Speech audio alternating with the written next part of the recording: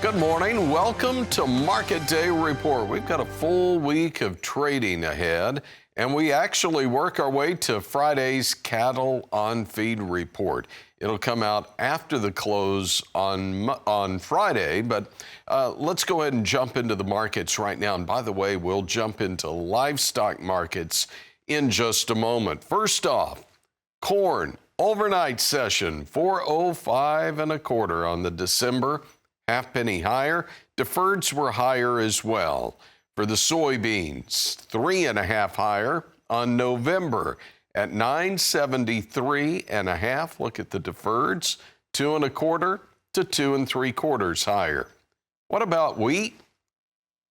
We saw higher trade on the front month December, 573. It was a quarter cent higher, but July, the new crop at 609. Fell one tick lower. Hard red winter wheat, 3 higher. Front month D's, 583.75. July, 615.25, and it was up 2.5.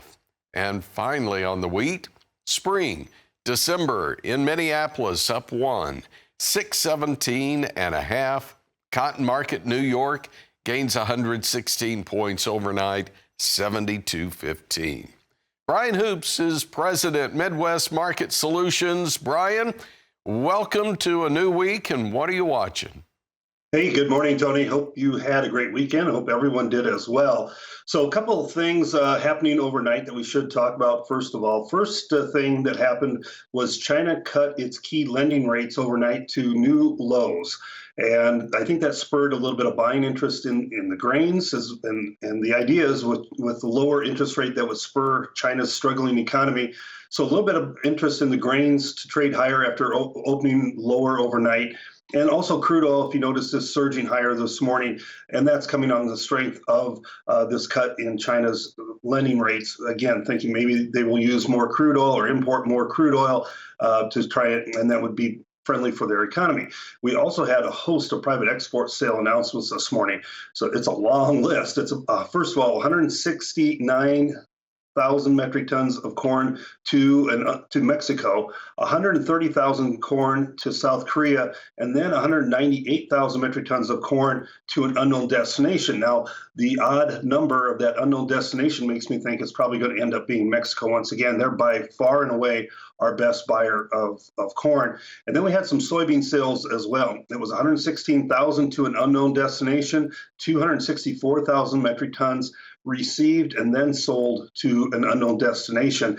And so we've seen some really good sales here recently. And I think part of that has to do with at least President Trump surging in the polls. And if the market is starting to anticipate that he is going to win, and if China starts to anticipate that he may win, they may be trying to book as many products, corn, soybeans, before he gets in office as possible, get all their needs met until they can get South American crop, just in case he does get elected and he enacts the tariffs, which he has threatened to do once again. So we're going to see, I think, strong demand here for at least for a few more weeks until the election, and then it may kind of slow down as they get their needs met for a good portion of this next marketing season. Well, you've thrown a couple of things. One, you've thrown in exports, you've thrown in China. So let's keep those two, and we'll come back in just a moment and talk about livestock futures. How can exports in China play into that? It's coming up. Market Day Report continues in a moment. Good morning. It's Market Day Report. So glad you're spending your Monday with us. Let's look at livestock markets. We'll start with live cattle settling on Friday. Buck higher on the October at 187.62. The December 187.32 was up $1.15.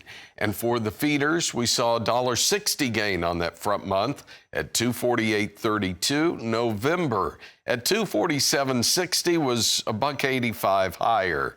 And then to hogs, 15 cents higher on the December 77.82. Deferreds 30 to 50 cents higher. Let's welcome back in Brian Hoops, Midwest Market Solutions. Before the break, Brian, I mentioned exports, I mentioned China and livestock. What do they all have in common? Well, I read something where Q3 pork production in China was lower. So could that open the door for possibly more sales to China? Yeah, absolutely. More pork sales for sure. Maybe less corn imported into their country to feed those animals. That would be a negative, but certainly more pork exports as we have a plentiful supply and we could ship some over to China. Again, what we talked about in the first segment comes back here as far as tariffs go. They may want to get a lot of purchases made. If that is the case, you could look for a lot of purchases in the next 3-4 weeks prior to the election and maybe even through the end of the year if President Trump would be put back into office, because no doubt those would be tariffed as well.